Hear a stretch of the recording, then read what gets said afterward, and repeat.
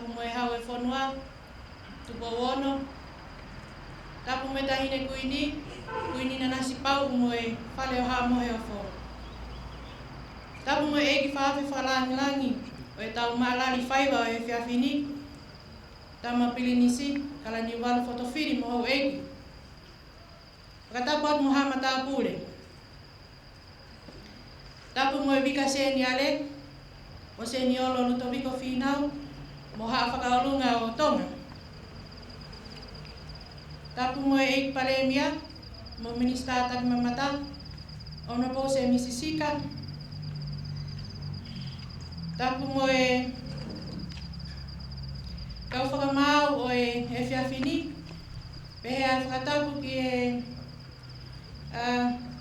tare kita pule leo leo o e ponngau e ngahi ngau e whaloto whanua, o ne toto anisi. Pehe tapu mo hapuna ke me kau whaiwa katoa pe o tau lo nuku i he kere eiki o e senta whakawhanua i he whiawhini. Pehe tarangata e te kita o whai ki tua mama o atu.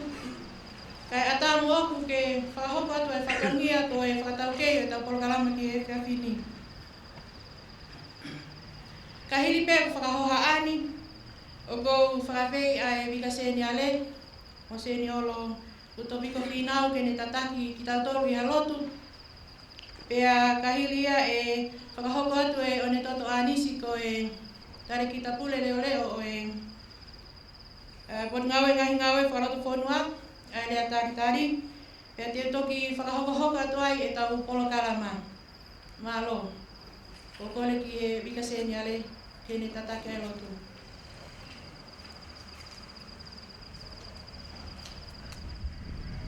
Kainga ke tau ukore pe mua ke tau puno hifo tau fufunga pe tau kore ta puaki ai otua pa ma ki tau tolu ka ma e wa mafa o e fiafi koini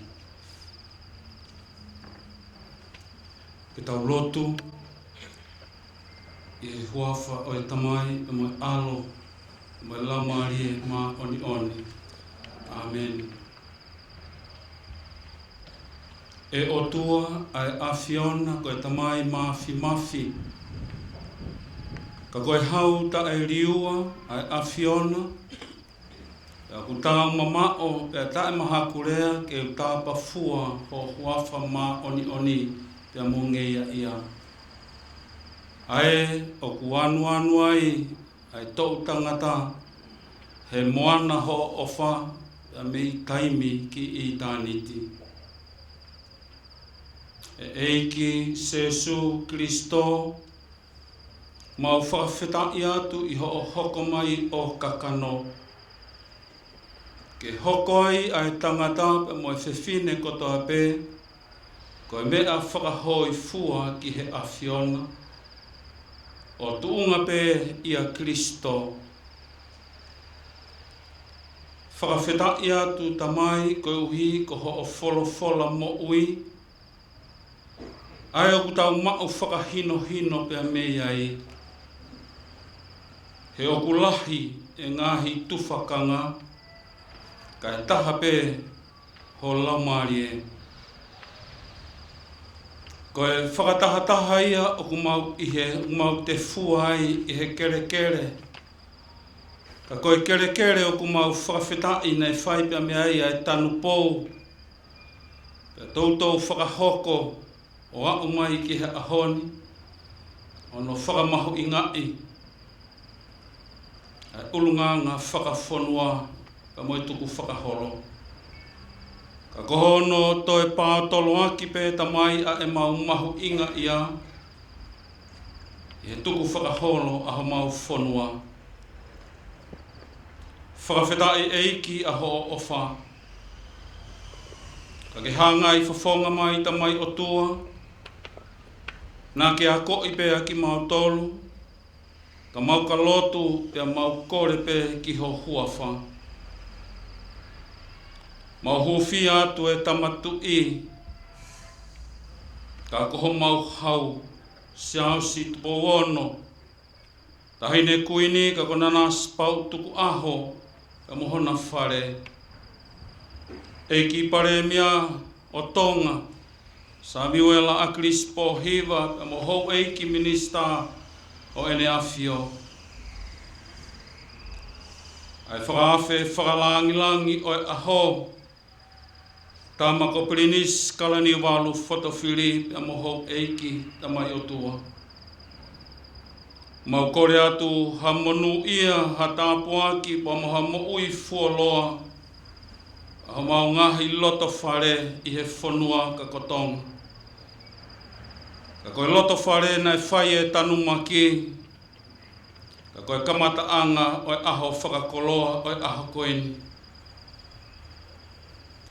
Mai o tua, ha ngai whawhonga mai pia ke tauhiangi mo ta taki a e whiawhi koini. Mahanga to ai ke kore ai loto ku whakamore more ke o mau ngahi loto tau taha. Mahu fi atu ai whehui angani. Pea mo whatongia ma mawha. Mo mawha tuki o ku mau whai hono te uaki. Ke i tataki ai pe e ho lau maari e o Afiona. Ka kono whakamanatua e hokosia o e tolunga fulu tau malo. O e senta whakawhonua o tonga. Ka koha senita ne erito mei ai aho mau tala whakawhonua. O hange koha pulo ne whakaheka. Ka moha fo i whiunu ne lālanga i he mau moui. Ka koe whakawae o ha tuunga whare pia mei ono aho. Ke whakamaunga pia tuuloa aho mau ulunga ngā whakawhonua. I he loto o e tangata pa mo e whewhine tonga. Patawange tamai o tua ke fisiki tua o fua pia aunga. Pia kaimeri ai e tau tangata o e whonua i he kahauna. Koe lotu ia o mau whaiha keni tamai o tua ke whaki mai ha tāpuaki. Ki a teki mau tolu hono katoa be. O hufanga atu. Ia Sisu Klais ko alo. Ai kune a whia pa mo pule, whakataha mo koe pa mo e laumari e mā oni. Koe o tua pe taha, o tae ngata, pe tae ngata. Amen.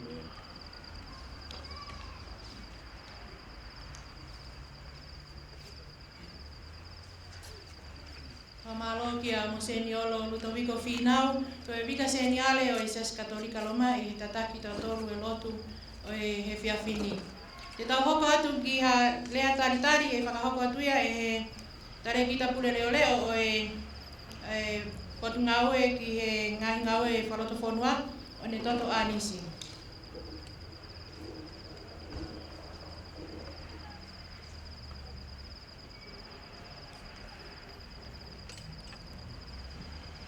Tapu ki he hawhia o tuaha tau ulo tolotonga.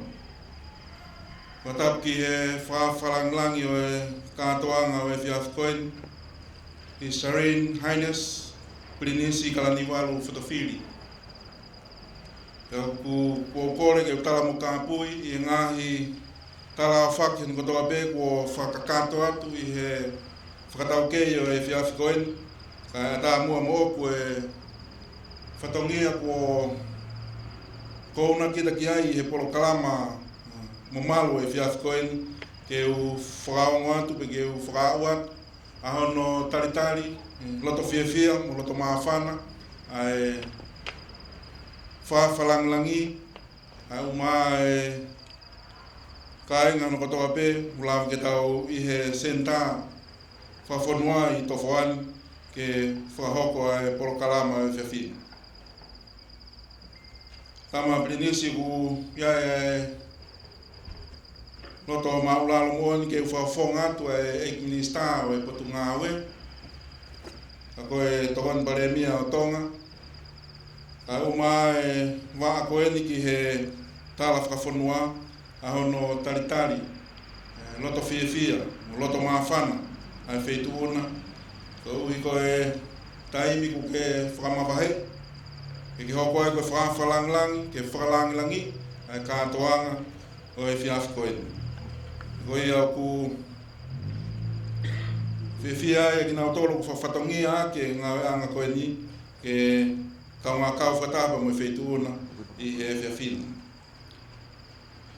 Ko taitale lea e sea o e kau whamau, au maa e kau whamau, kono kotoa beku o Nauiheni ke whamau i a e ngahi whaiwa, kau maa e whamanatu mai ka ki tau tolo, e ngahi tala o e whanua i he whaiwa whakatonga. I he taraiki whaiwhekau, mse niolo Lutoviko Whinau. Tu mua ke u whakau atu e taritari koen. Ke wheituona ko hiko e lava e whakawa e ngā anga koen, ka mo e lotu lelei ko kamata aki, ko ia ku ia whiawhia ke taritari lelei e wheituona ki he kātoanga e whiawhikoen. Ke awa tu mua e taritari e whiawhikoen ki he ngahi kulupu whaiwa hanu kotoa pē, o mai kau punake, ai pe ke kau pou, kau langi toa. Pea mo ki mautolo hano kotoa pē, kunau mui mai si kau whaiwa, kua whaiwa no teu, kau hiko e kātoanga e whiawhikoen. Taritari rei ki mautolo hano kotoa pē, pea ko tau toia i he whiawhini, e hoko e ngahi whaiwa, kua manaki ke mea ki ai e hoe ki whawha langlangi, e pe he whoki ke tau kau kotoa i he whamaoni kia i he whiawhikoen. Ko hono whamanatu mai, ka mo hono whakawhoki tau tolu ki api, ki he tala o e whanuani, i he ngahi whaiwa. Hono kotoa pē, ko manaki ke tau whanong mo wakai ki ai, ka wha i ula, e me tu upaki, ka pe he whoki he lakalaka, i he ngahi kulupu whaiwa, unau whai e teu i he hoa koen. Koe au ko kai ki o whetuanga whakamaria ki alu, ka whakawa tumua e taritari, ka ki mautolo ni kotoa pē i he ngalua pē, ka pē ki he ngalu ea, i ngahi o tumotu, o wakua ki ai e whakamawhola, ngā tonu i he whiawhi koeni, pa mei ki he senta whawhonua, pa mei to whoa, taritari lelei ki mautolo ko mo ngahi tukui motu, ka umai ngahi tukui kolo, o kuakua ki ai e whakamawhola o e whiawhikoen. O peke hanga i ki o whaita apekina ki tau tolo, mo e a senita, i he polo kalama, ko teu, ke tau whoua i he whiawhini tu a whātu.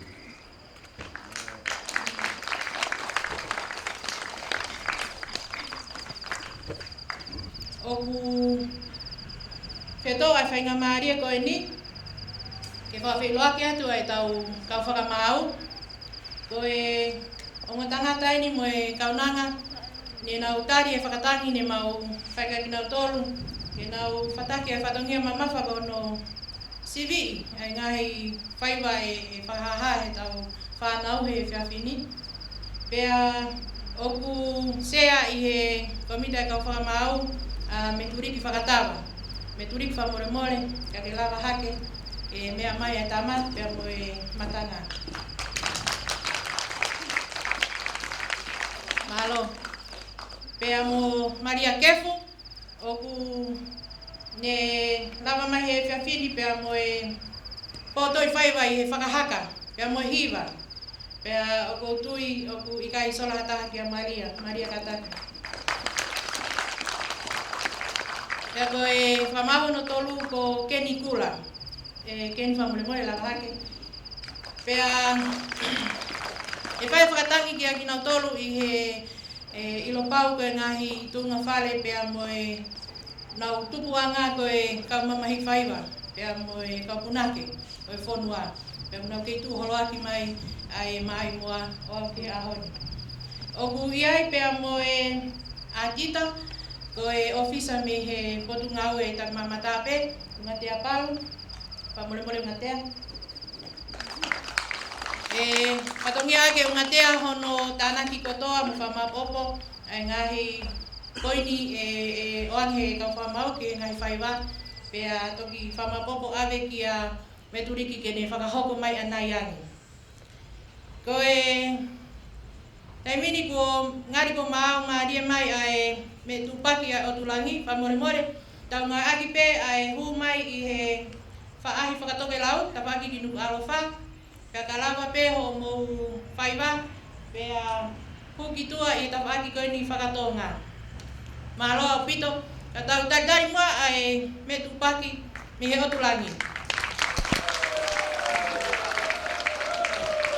Marfitu poni mai ni i programa ko e poni ke programa fai vena nei todo bu. Karo, tawak. Karo, tukar.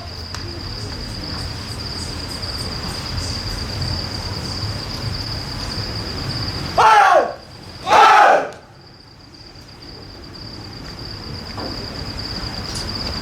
Hey! Hey! Toma! Hey! Ado, bro.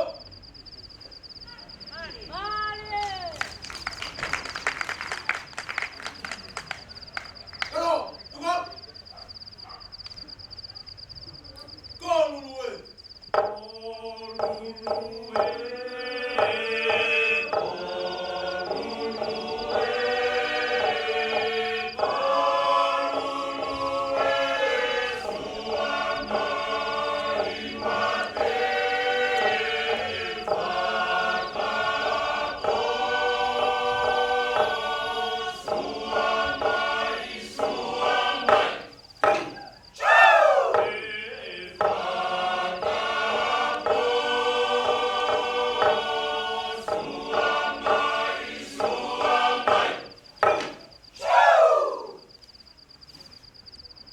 Karo, tukar.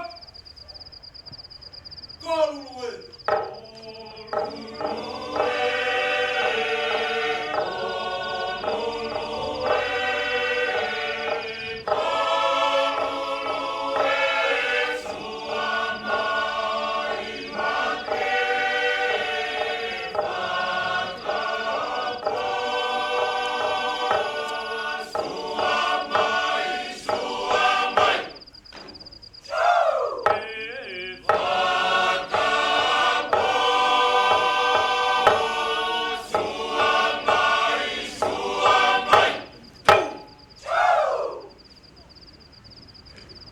Karo, tukar. Ola tu.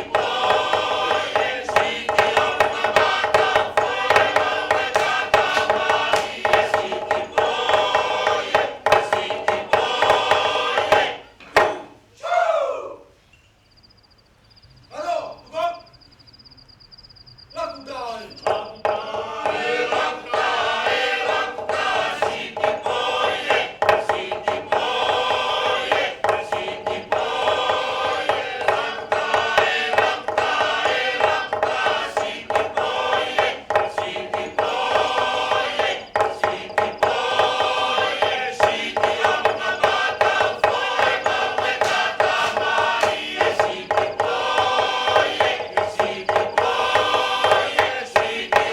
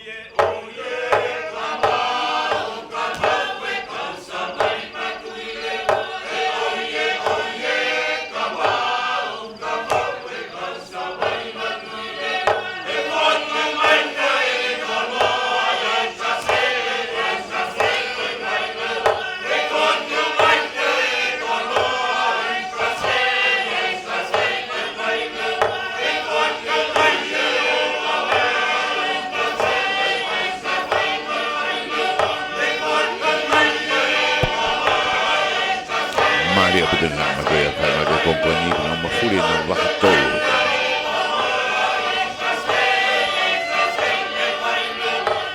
Nak tu dah kita ufah nak dah tonga waktu waktu belai.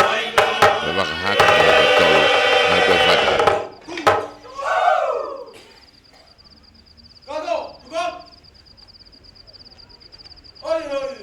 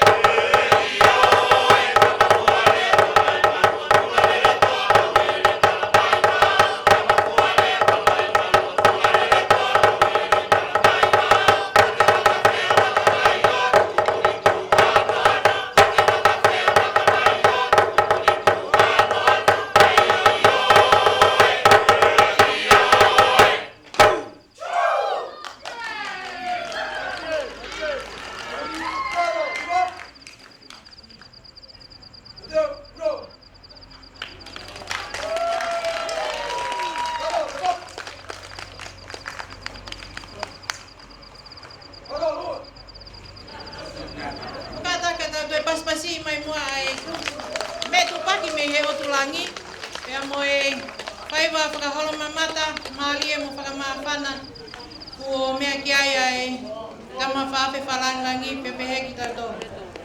O atu ai whamalo ki he whanau i he whakamei te ko whai pea pehe ki he mātua pea moe kaulangi tua moe kiwa whakamawhana ono langi mai o e tau whaiva. Pea neongo ku tako pehe koe whi au hi whaiva eni. Ka koe whai tau whaiva koe whakahoi fua ma hatu i pia mohau eiki. E toi whewhe. O ku whaiva e o tulangi he oku mea tonu heni ai ulo kau hala uta. O ku tau talitali ki he hoko mai ai whaiva me he whola osi me i kanuku polu. Ai te nau kamata aki e nau whaahi ula, pea hoko ua mai ai aki pe e nau me e tupaki. Oku kore mai ai whola osi ke tukangi mua nau ki whainga maarie ke whakaosi osi e nau teu, ka kore atu, ka maa pe mua pea mo whakaofi mai i he VSTC ke u wakai atu ki he hoko e tau polo kalama. Kai tu mua ke u whakalawelawe atu ki he ngahi pale ne whaihono teu ke o hipe ko ha whakahonga mo e whakai ai whaiva o e polokalama o e whiawhini. Ne kai uhi koe CAV ne ma whakaamu ke lahi ange. Ka ne tuku ke ai e pale uluaki koe paanga e taha awhe ki he whaiva takitaha. Ai koe uluaki i he me tupaki ke taha awhe. Uluaki o lakalaka ke paanga e taha awhe. Pea pehepe ki he uluaki o whaahiula. Pea koe pale hono ua ne paanga iha e whitu ngeau. Pea pale hono tolu koe nima ngeau. Pea iai mo e whakahonga ki ha ngahi kulupu te nau lehe sisita pea kau mai ka e ikai ke nau kau he makware. Ia leba pea moe i tokoni pe ki he mea whanonga o paanga te au ke tokoni ki he uto e ngai mea lele ke omi ake e tau ngai krup whaiwa ki he senta ake ke whai tau programa he whiawhini. Ko e kotoa e ngai whakaukau koe ni ko e whakaai pe ke kau mai pea tau kei mahu inga ia he tau whaiwa koe konga o tau anga whakawhonua mo e tala tuk whakaholo. O kou pakai atu ki he whola osi ko nau mau mai me he tawhaaki whakatope lau. Kataki i kotoni. Ko e mau pe kataki e matanga whamure more. Kata paspasi mua e whola osi o talitari ki nau tolu ki he Stacy e he whiawhi koe ni. Pea mo e nau whaahi ula. Malo.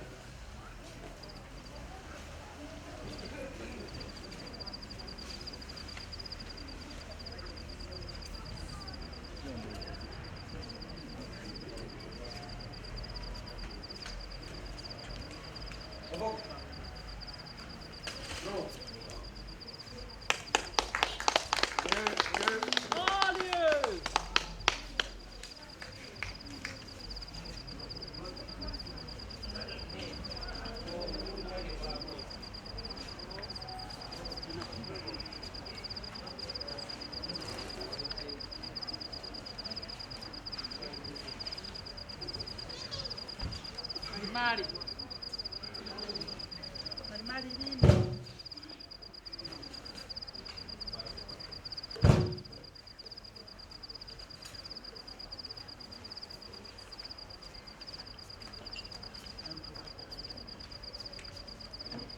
Thank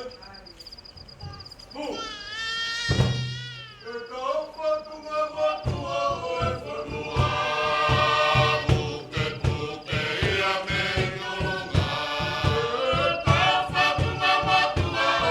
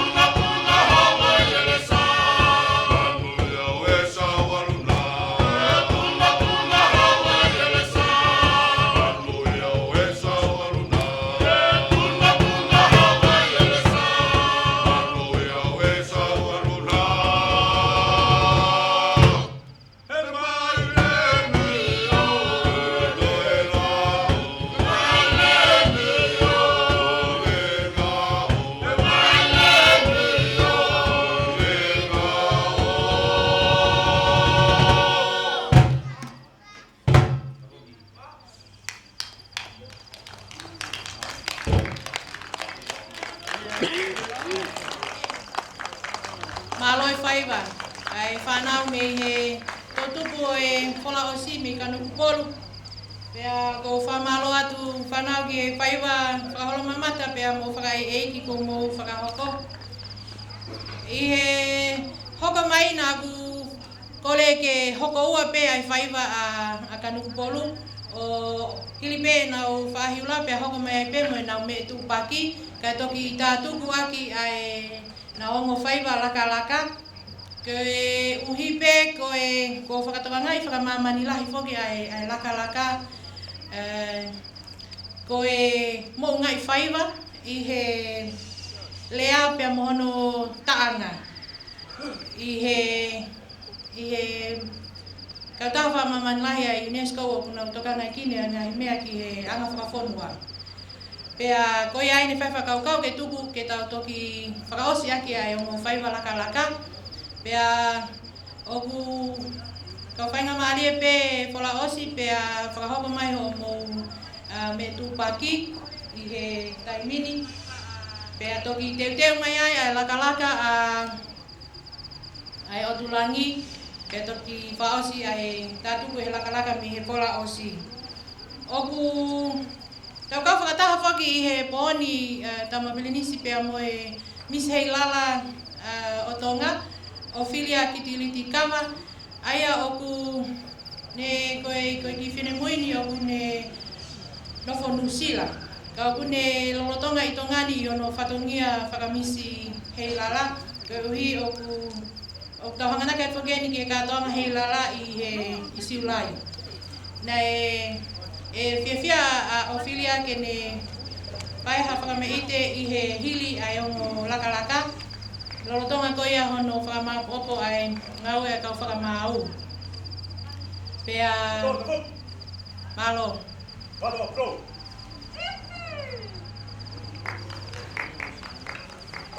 Ai ke ngā tū.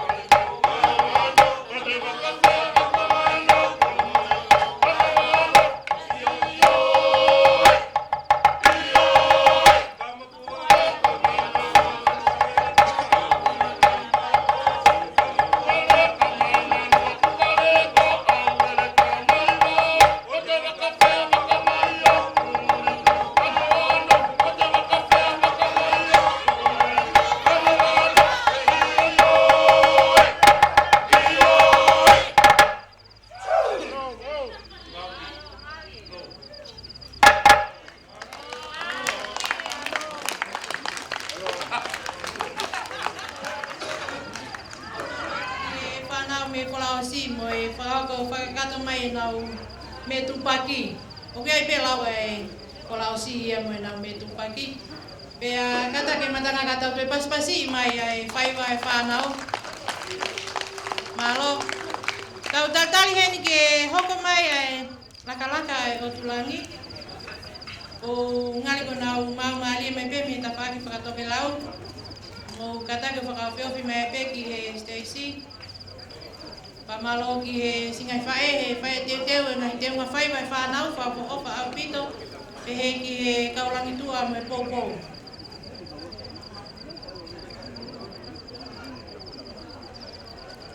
Ange pepa whakahoha ane nai ka hilipe ai umo laka-laka.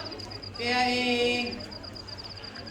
whakamapo opo te vile ai kau whakamau ai ngai poini ko nau whakamaka ki tau whaiwa ki he whiawhini. Whakahoko i he taimi ko ia he nise lala o whilia kawa. Hafo i tau holunga ko whakameite pe ki he tama pea mo e matanga he whiawhini.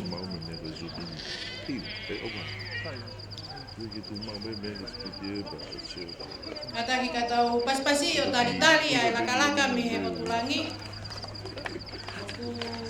Nau unun mai pe ke ofi mai ki Stacy. Ko kolo kalama o wikendi. Oku kau whakataha ki ai ngā hipon ngau e tolu. Ai pureanga, ai ko potngau e takimamata. Pea ko hono waa ki he anga whawhanua mo e tala tuku whakaholo.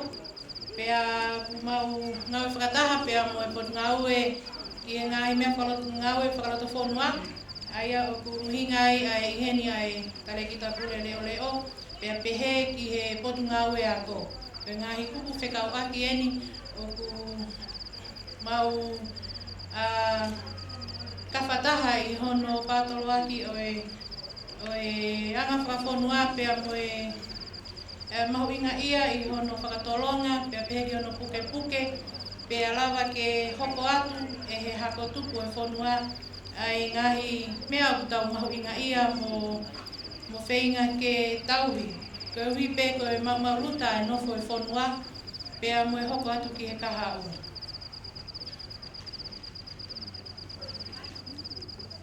Ko e ngahi potngau ia e tolu o ku nau whahako whatongia atu i he ngahi polo kalama o e wikendi. Malo apito, tau tari mua e laka-laka e o tulangi aki hano pas-pasi ki nā tolu ki Stacy.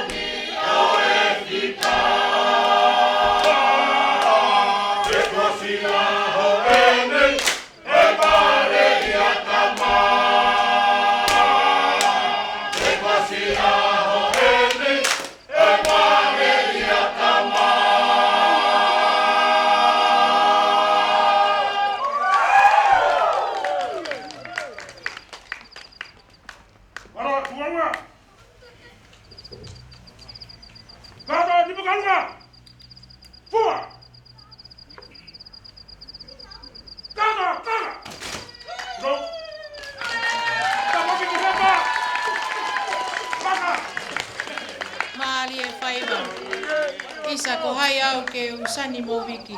Ko otu langi ia pe mo e mai moa ai la ako unga fonua Queen Charlotte te tupo tolu ko e taka falu. Mali e whai wa whamalo at ke kaulangi tua, malo e teo. Ko tui ku tau ho tau langi he whiawhini, ka tau taritari ange mua ki he whai wa whakaosi o e whiawhini pia mo e lakalaka ai whola osi. Kore atu mo whakaofi mai ki he Stacey e ta whaak whakatoke lau. Ia mo mau.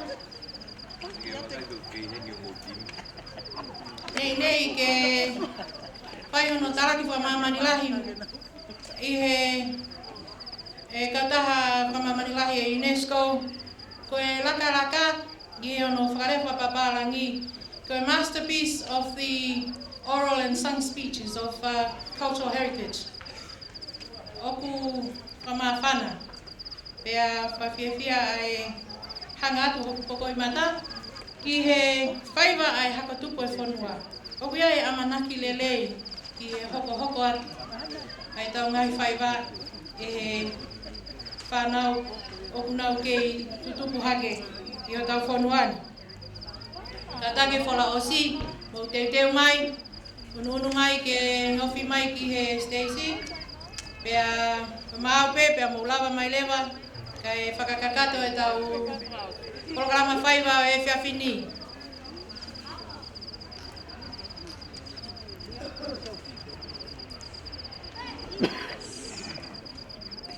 Ka hiria e whaiwa kanuku polu, e whaia e ki whamei te tau olunga ai Misei Lala. Pea e whakahoko atu lewa e he sea e kau whakamau, me turiki whakatawa ai ola o e nau ngawe ki he poni. Ai au lolotonga ngawe a ungatea koe a titaki hono whamapopo e ngahi poini. Pea e hoko atu lewa ki e whaki ai ngahi tohi whakamohoni, ko ngahi certificate ke whakamalo ia aki ai kau mai ai tau ngahi grupu whaiwa koe ni he whiawhini.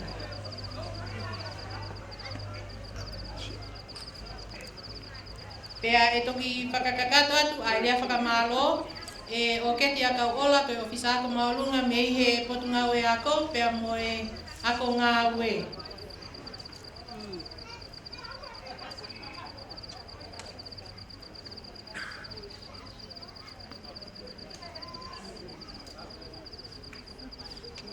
Malo wholaosi, kataki mo paspasi ma taktare wholaosi ki he nau whaiwa whakaosi koe laka.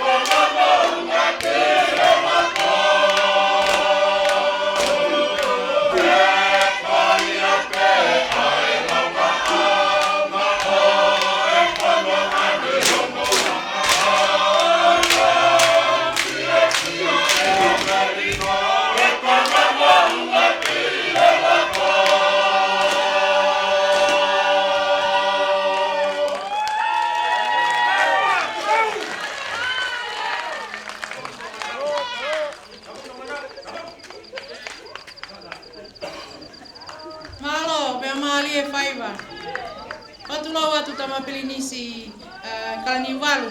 Ka kumoni e lawa e kifine motua me feitu koe. Oku ange ta mahe tahine.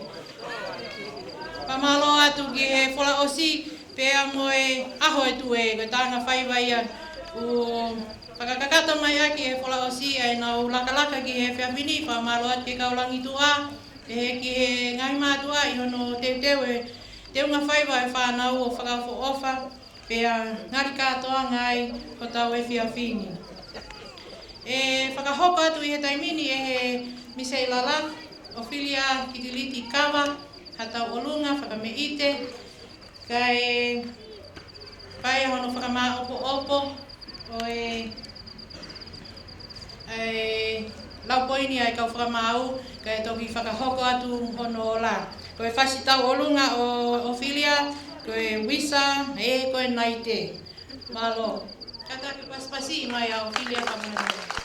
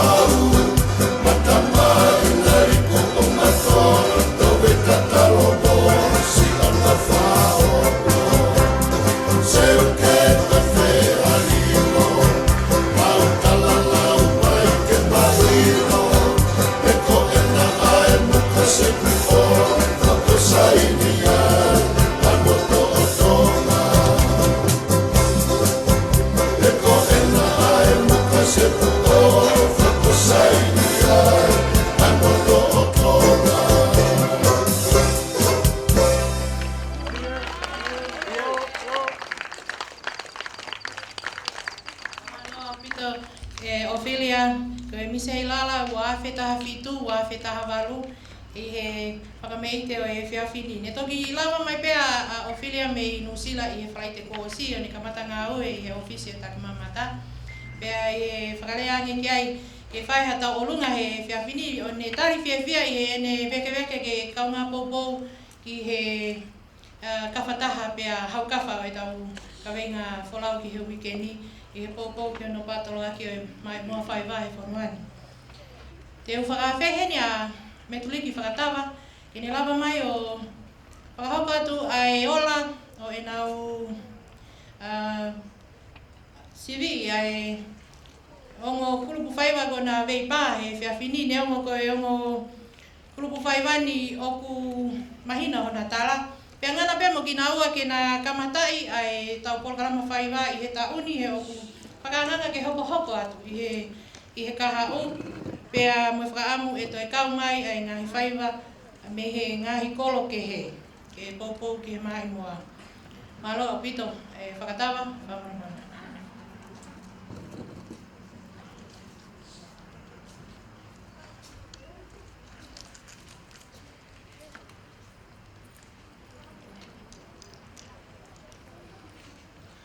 Kore me mua ke u whanga he tala whakatatapu ko osi o no whake ka matanga.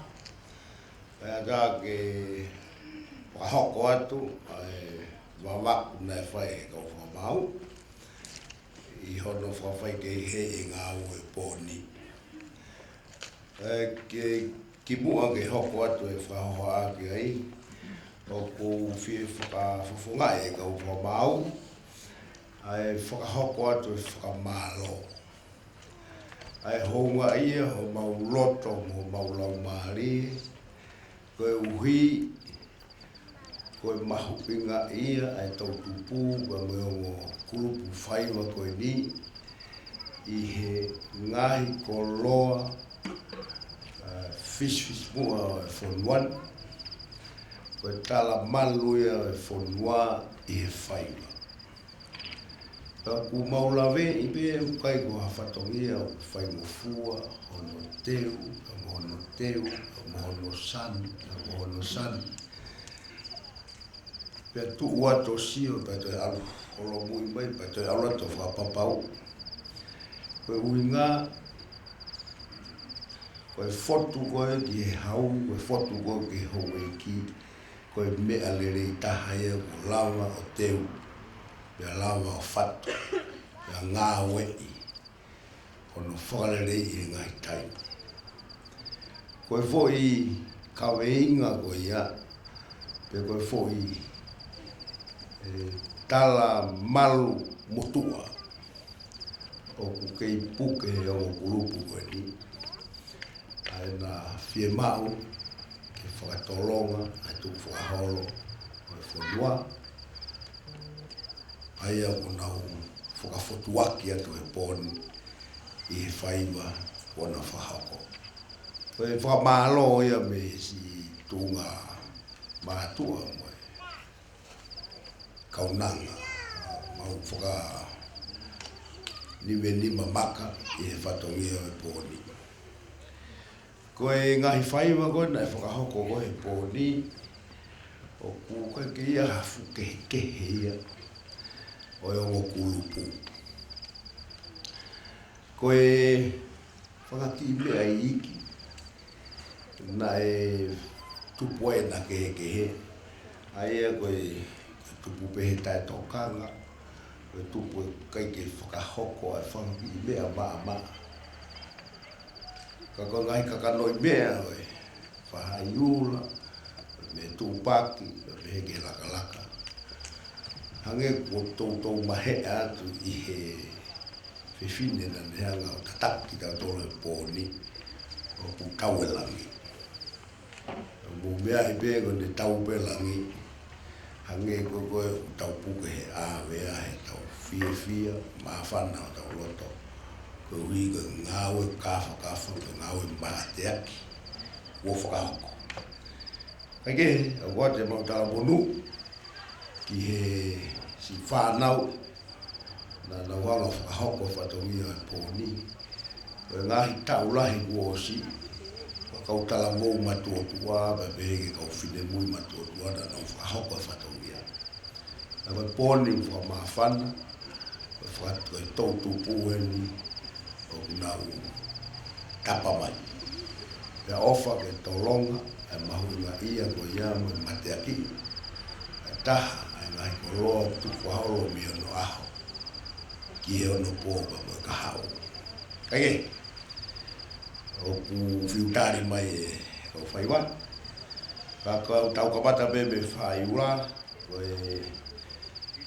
koe fuaki e uluaki mai kulupu Folaosi pe mei ka no po. Koe me tupaki na wahoko o whaiwa mani na fuaki e uluaki ki he otulangi pe mei pa. Koe whika ua, koe Folaosi, pe mei ka no po. Koe laka, Folaosi, mahalo hangi tausi I pe mei hen. Umu tatau pe te pou whakalaka he watulangi. Ka mou toe o po teu. Koe uluaki, na fuaki ake watulangi, ka whika ua, koe Folaosi. Malo opi lewe palangkata.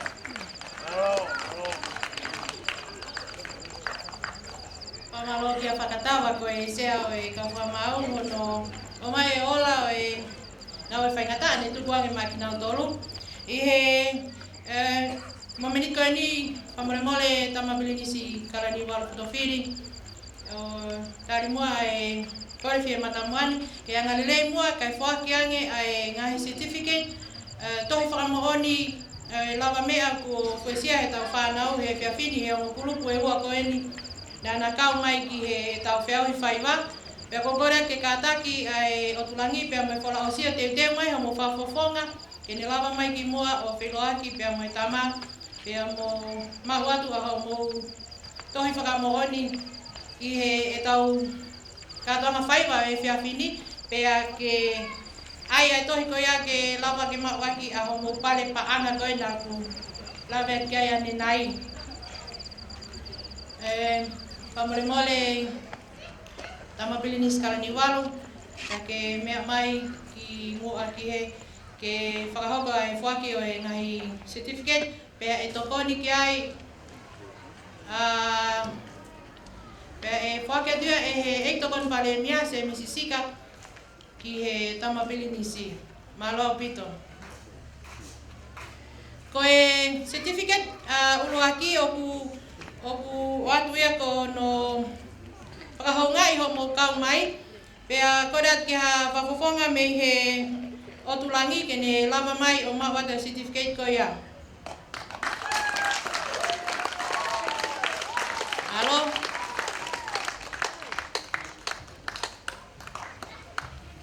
Pea pehe ki ha whafofonga me he Folaosi ke mawatu ai certificate whakahonga koe ni. Malo.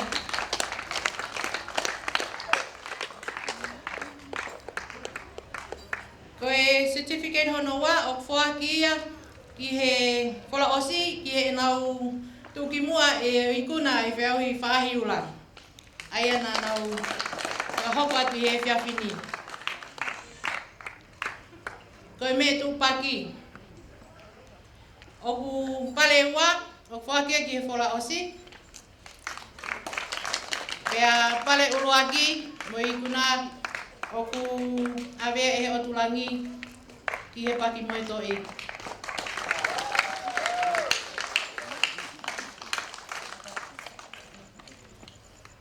Koe whakaosi, koe laka, pale hono ua, ma e whala osi.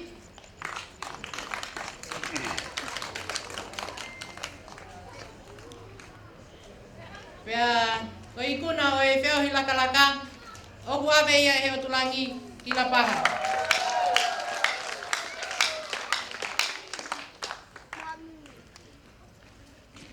Koe ne kakato ia o e ki whaki certificate o e whiawhini, whamalo atu tamapelinisi kalani wala fotofili, i hoanga lelei, kai whakakakato e ki o wau koe ia. Te ukore ni kia o keti a kau ola, koe ofisa ako maulunga me e pongawe ako, me pongawe, tene whaia e lea, whamalo o e whiawhini, pea kahili ia e toi whakahokope e hewika seni ale, mo seni olo utowiko whinau, ai tau lotu tupu, pea tau toki tutupu. Alo.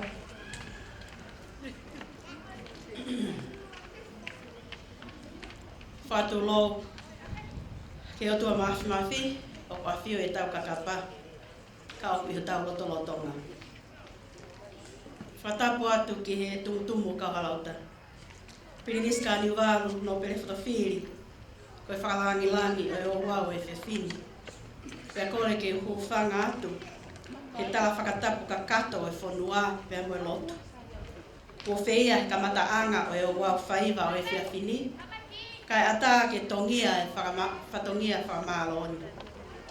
Tama pirinis ka niwaru no pere fotofiri, whamuremure i ange whini motu atu ani, kau huwhanga atu he whatongia. O ko kole ke whawhawhonga atu, ai eiki minista o potunga au e taki mamata, eiki minista o potunga au e ako mo e ako ngā ue, eiki minista o e ngahi ngā ue whakalotu whonua, kai maa ai kau taki ngā ue. Ke o atu ha whakamālo loto hounga mo oni, ki whakawhainga maarie,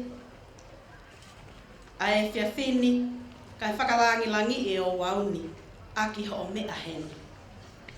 O whe unga pēpea tāu, he koe uho uhonga e wheitu una, ai ngāhi tāla, pēa mo ngāhi whaiva.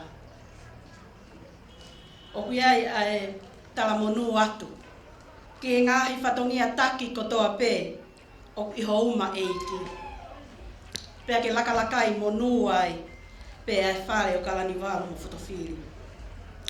O ko atu whoki ai whakamālo, ke eiki minista o potunga au e taki mamata, taki ngā ue, kai maa ai waa o e anga whakawhonua, pēa mo tala tuku whakaholo. Ki he whakotuutuu, fis moa, ke whakahoko, ai wike anga whakawhonua, mo tala tuku whakaholo. Ke toi whakamanatu ki he tonga kotoa, ai tuu maari e mo i molu malu o tau ngahi tala. Aia o kātoi ai koloa ai tonga. Ai aku ne lawe e tūkunga loto, pea we e lau maari e, ke whakamau luta e nofo, pea moi mo ui e tonga. Koe ngahi whaiwa whoki, koe mau whakamatala, whalala anga i historia, moi uhinga o tonga.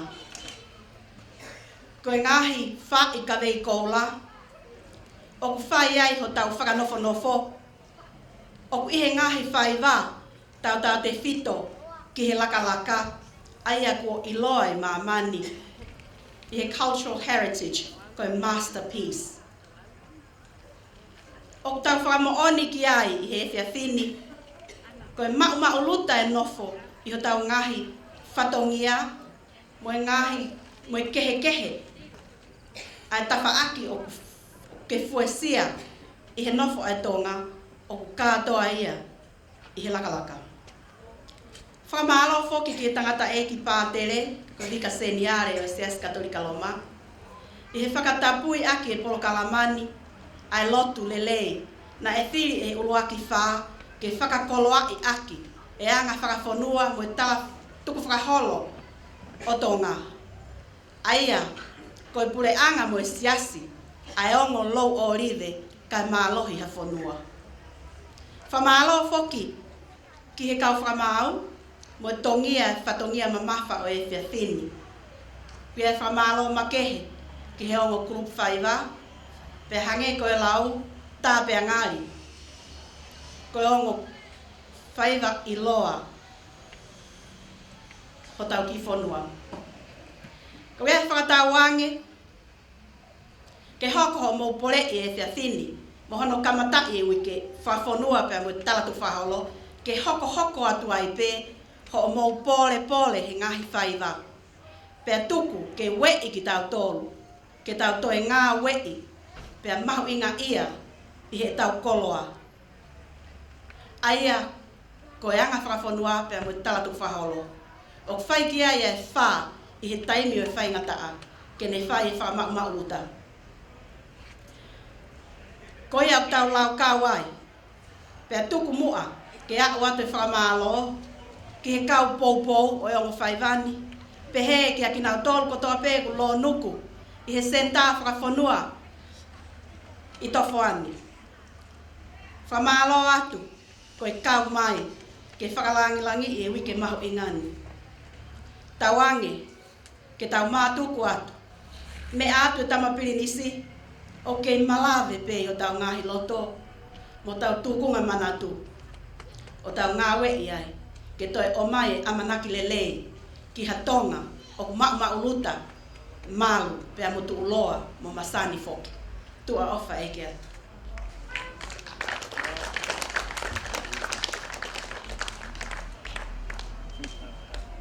Whamalo kia o kete a kauola i whakakato e lea whakamalo e whiawhini ki mua pea whaetau lotu tuku. Tukuma ke whakaunga atu ai Polokalama ki a Pongi. O kuhua e Polokalama ki a Pongi, ai ke hua Pongi e taimi hongo fulu ki he holo whamanatu Queen Charlotte e whakahoko ai o wau o e Māri.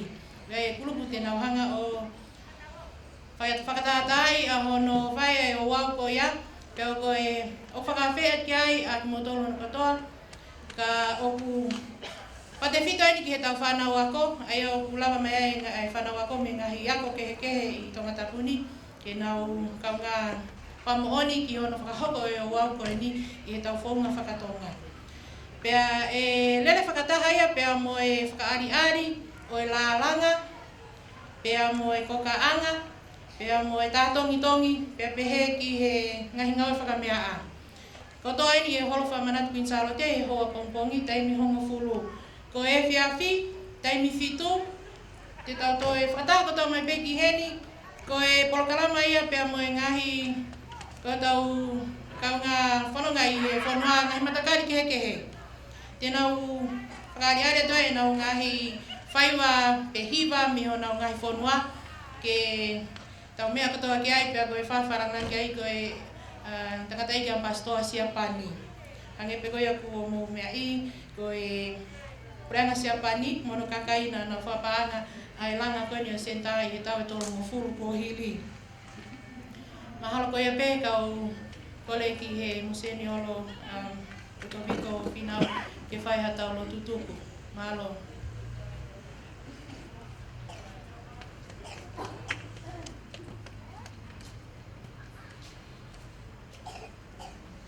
Ki tau lotu. E ki lelei ku mau wikunai.